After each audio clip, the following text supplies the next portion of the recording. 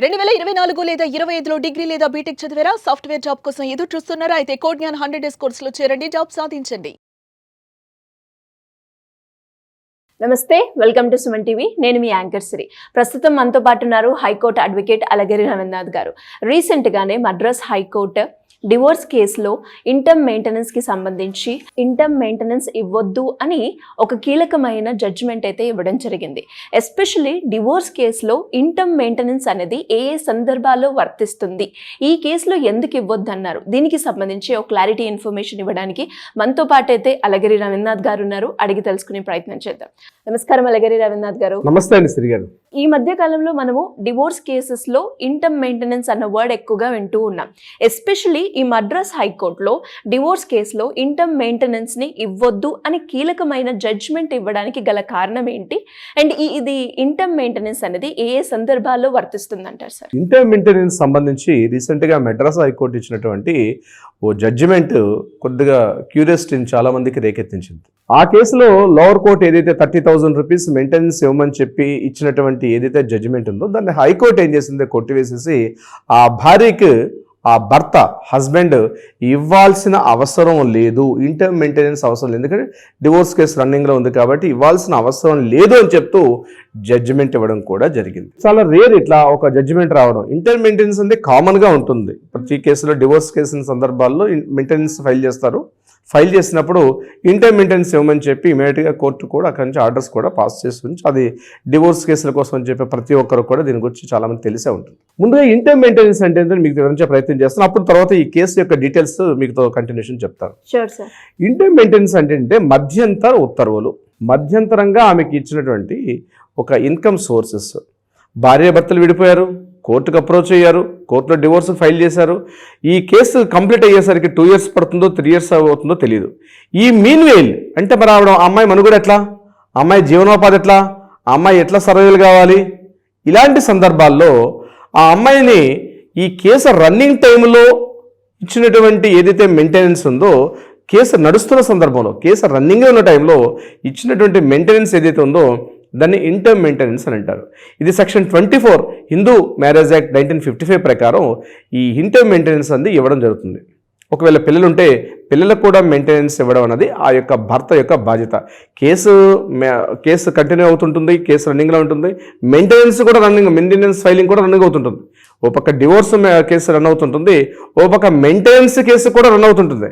Maintenance case run అవుతున్న సందర్భంలో మధ్యంతరంగా ఇమ్మీడియట్గా ఆ అమ్మాయికి ఎంతో కొంత మెయింటెనెన్స్, మినిమం ఏంటంటే ఈ రోజున్న కేసుల్లో 10,000 రూపీస్ తక్కువగా ఏ కోర్టు కూడా ఇవ్వడం లేదు. ఇక వారి స్థాయిలు, వారి యొక్క హోదా, వారి యొక్క స్టేటస్, వారు ఉన్నటువంటి లివింగ్ స్టేటస్, దీన్ని బట్టి ఒకవేళ మెయింటెనెన్స్లో ఎక్కువ మొత్తంలో కూడా ఉండే అవకాశం కూడా ఉంటుంది. పిల్లలు ఉంటే పిల్లలు కానీ, కూతురు కానీ, కొడుకు కానీ, లేకపోతే ఒకడున్నా ఇద్దరున్నా ఎంతమంది ఉన్నా వాళ్ళకు కూడా మెయింటెనెన్స్ ఇవ్వమని చెప్పి కోర్టు మధ్యంతర ఉత్తర్వులు జారీ చేస్తుంది. దాన్ని ఇంటర్మ్ మెయింటెనెన్స్ అని అంటారు. ఇది యాక్చువల్గా దీని యొక్క రూల్స్. నాట్ ఓన్లీ ఒక మెయింటెనెన్స్, డీవీసీ వేసేటప్పుడు కూడా మెయింటెనెన్స్ వేస్తారు. ఎవరి మీద వేస్తారు, ముఖ్యంగా భర్త మీద మెయింటెనెన్స్ ఇవ్వమని చెప్పి అధికారం ఉంటుంది. ఇదే కాకుండా పిల్లల మెయింటెనెన్స్ కూడా ఇవ్వమని చెప్పి పిల్లల తరఫున కూడా గార్డియన్గా, నేషనల్ గార్డియన్గా భార్య అంటే మదర్గా ఉన్నటువంటి భార్య కూడా పిల్లల యొక్క మెయింటెనెన్స్ ఇవ్వమని చెప్పి అది కూడా మెయింటెనెన్స్ అయితే అవుతుంది. దీన్ని యాక్చువల్గా ఇంటర్మ్ మెయింటెనెన్స్ అంటారు. కోర్టు ఆర్డర్స్ పాస్ చేస్తుంది. ఇంటర్మ్ మెయింటెనెన్స్ ఖచ్చితంగా కోర్టు రన్నింగ్ టైంలో ఇంటర్మ్ మెయింటెనెన్స్ ఇవ్వాల్సింది. ఇవ్వకపోతే మరి violation of the court contempt of court కింద అది కూడా మరి వేరే కేసు అవకాశం ఉంటుంది. కాబట్టి సో అంత అమౌంట్ ఇవ్వగలనా ఇవ్వలేనని చెప్పి దాని మీద కూడా మళ్ళీ ఒక పిటిషన్ ఫైల్ చేసుకునే అధికారం కూడా భర్త గారికి ఉంటుంది. ఇప్పుడు ఈ కేసు విషయానికి మనం వచ్చి మాట్లాడుకున్నట్లయితే ఈ కేసులో జరిగిన విషయం ఏంటి, ఈ కేసులో భార్య ఆల్రెడీ కొన్ని ప్రాపర్టీస్ ఉన్నాయి, ఆ ప్రాపర్టీస్ నుంచి రెంట్స్ వస్తున్నాయి. ఇదే కాకుండా ఆవిడ ఒక కంపెనీలో బోర్డ్ ఆఫ్ డైరెక్టర్గా పనిచేస్తున్నారు. ఆ బోర్డ్ ఆఫ్ డైరెక్టర్స్ ఉన్న సందర్భంలో ఆవిడకి కంపెనీ దగ్గర నుంచి కొన్ని డివిడెండ్స్ కూడా వస్తున్నాయి. ఈ డివిడెండ్స్ సుమారుగా 15 లక్షల రూపాయలు పైబడి ఉన్నాయి. ఇవన్నీ చూపిస్తూ ఆవిడ ఆల్రెడీ సఫిషియెంట్ ఆదాయాన్ని కలిగి ఉంది.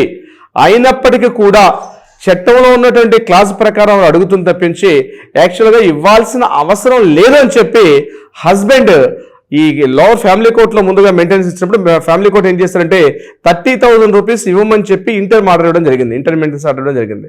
తన పిల్లడికి ఒక 30,000 రూపీస్, మదర్కి 30,000 రూపీస్, టోటల్ అంటే అబ్బాయి యొక్క స్కూల్ ఫీజు, స్కూల్కి వెళ్ళాలి, యూనిఫామ్స్ కొనాలి, ట్రాన్స్పోర్టేషన్స్, బస్ ఫెసిలిటీ, అబ్బాయి యొక్క సర్వైవల్, అబ్బాయి తినడానికి, ఫుడ్కి, వీటన్నిటికీ అని చెప్పి ఓ 30,000 రూపీస్ ఇవ్వమని చెప్పి స్కూల్ ఫీజెస్ కాకుండా అవన్నీ ఎలాగో హస్బెండ్ పే చేయాలి. డివోర్స్ అయినా మెయింటెనెన్స్ అయినా స్కూల్ ఫీజులు అబ్బాయికి అన్ని పే చేస్తూ కూడా ఈ అబ్బాయి మెయింటెనెన్స్ కింద 30,000 రూపీస్ ఇవ్వమని చెప్పి లోవర్ కోర్టు అడిగితే లోవర్ కోర్టు యాక్సెప్టెన్స్ ఇచ్చారు. 30,000 రూపీస్ 60,000 రూపీస్ ఇవ్వమని చెప్పి లోవర్ కోర్టు ఇచ్చింది. అయితే హస్బెండ్ ఏం చేశాడు, ఈ 60,000 రూపీస్ని ఛాలెంజ్ చేస్తూ నేను నా కొడుకైతే ఇస్తాను తప్పించి వాళ్ళ మదర్ అంటే నా భార్యకి మాత్రం మెయింటెనెన్స్ ఇవ్వాల్సిన అవసరం లేదు, బికాజ్ ఇది యొక్క ఆధారాలు ఎంత ఇన్కమ్స్ ఉన్నాయని చెప్పి అతను చూపించడం జరిగింది. దీని మీద కౌంటర్ అఫిడవిట్గా ఆ అమ్మాయి ఏం చేసిందంటే, ఈ ఇన్కమ్ ఏదైతే వస్తుందో ఇన్కమ్ రావడం కరెక్టే, బట్ ఆ ఇన్కమ్ అన్నది అది నా యొక్క ఇన్కమ్, బట్ భర్తగా నన్ను పోషించాల్సిన బాధ్యత ఆ హస్బెండ్కి ఉంటుంది కాబట్టి నా యొక్క పర్సనల్ ఇన్కమ్ని దీన్ని కన్సిడర్ చేయకూడదు, నా పర్సనల్ ఇన్కమ్ దీన్ని కన్సిడర్ చేయకూడదు కాబట్టి అది నా డివిడెండ్స్ నా యొక్క పర్సనల్, బట్ హస్బెండ్గా నేను లైఫ్లో కొద్ది రోజులు ఉన్నాను, ఒక బిడ్డను కూడా కన్నాను కాబట్టి నా మెయింటెనెన్స్ నాకు ఇవ్వాల్సిందే యాజ్ పర్ చట్టం ప్రకారం ఇవ్వమని చెప్పి ఆ అమ్మాయి కోర్టుకి మళ్ళీ కౌంటర్ అఫిడవిట్ పెట్టారు. సో హైకోర్టు ఏం చేశారంటే, మెడ్రాస్ హైకోర్టు ఈ కేసు మీద పూర్తిగా విచారణ చేసి ఇక్కడ నీకు ప్రత్యేకమైన ఆదాయం లేకపోతే అతను ఇంటర్ మెయింటెనెన్స్ ఉత్తర్వులు ఇస్తాం. సో మెయింటెనెన్స్ కేసు అనేది రన్ అవుతుంది. మెయింటెనెన్స్ కేసు మీద లాస్ట్ క్లోజింగ్ జడ్జిమెంట్ రావడం వేరే విషయం. బట్ మీన్ వేలు మెయింటెనెన్స్ అంటే ఈ కేసు రన్నింగ్ టైంలో ఇది 2 years 3 years 4 years పడుతుంది, 2-3 years పట్టే సమయంలో ఈ కేసుకు సంబంధించి ఏదైతే ఇంటర్ మెయింటెనెన్స్ ఇవ్వాల్సిన అవసరం ఈ పర్టికులర్ కేసుకి ఇవ్వాల్సిన అవసరం లేదు అని చెప్పి మెడ్రాస్ హైకోర్టు క్లియర్గా జడ్జిమెంట్ కాపీ ఇవ్వడం జరిగింది. సో ఈ కేసులో మనం ఎందుకు డిస్కస్ చేసుకుంటున్నాం అంటే, చాలామంది ఇప్పుడు మా దగ్గర కూడా కొన్ని కేసులు ఉన్నాయి, మెయింటెనెన్స్ సంబంధించి మేము కూడా కోర్టులకు అప్రోచ్ అవుతున్నాం. సో ఈ సందర్భించి ఈ సైటేషన్ మన ఫ్యామిలీ కోర్టులో కానీ హైకోర్టులో కానీ చూపించే అవకాశం ఉంటుంది. రీసెంట్గా ఇచ్చిన ఈ కోర్టు ప్రకారం భార్యకి ఆల్రెడీ తన ఇన్కమ్ ఉంటే, తనకంటూ ఓన్గా ఒక జాబ్ కానీ బిజినెస్ కానీ వేరే ఇతరత్ర మార్గాల ద్వారా ఇన్కమ్ కానీ వచ్చినట్లయితే ఇంటర్ మెయింటెనెన్స్ ఇవ్వాల్సిన అవసరం లేదు అని చెప్పి ఈ కాపీ డెఫినెట్గా ఒక కొత్త మార్పుకి అయితే దారితీసే అవకాశం ఉంటుంది. మన అడ్వకేట్ మిత్రులు కూడా ఈ కేసుని మిగిలిన కేసుల్లో కూడా సైటేషన్గా వాడుకోవడానికి కూడా అవకాశం కూడా ఉంటుంది.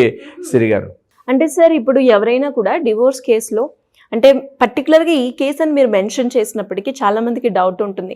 అంటే ఇప్పుడు నేను డివోర్స్ తీసుకున్నప్పుడు నేను కనుక ఫైనాన్షియల్గా స్టేబుల్గా ఉంటే, నాకు ఒక ఉద్యోగం ఉంటే నేను ఇన్కమ్ మెయింటెనెన్స్ వెయ్యొద్దా అని, అది డిఫరెంట్ ఉంటుందా సార్? సందర్భాన్ని బట్టి ఉంటుందా?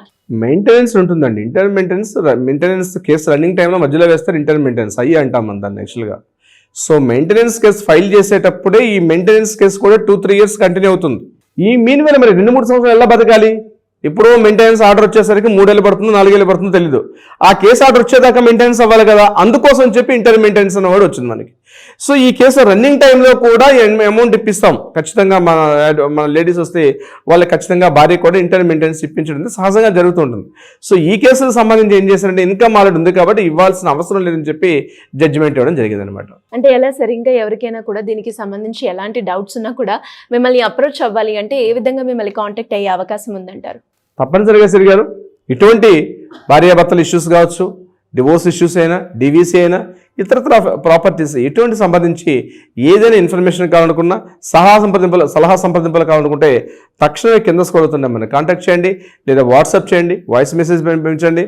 మన లీగల్ టీం మీకు డెఫినెట్గా అప్రోచ్ అవుతారు. మీ యొక్క డీటెయిల్స్ అన్నీ కూడా చాలా కాన్ఫిడెన్షియల్గా ఉండడం కూడా జరుగుతుంది.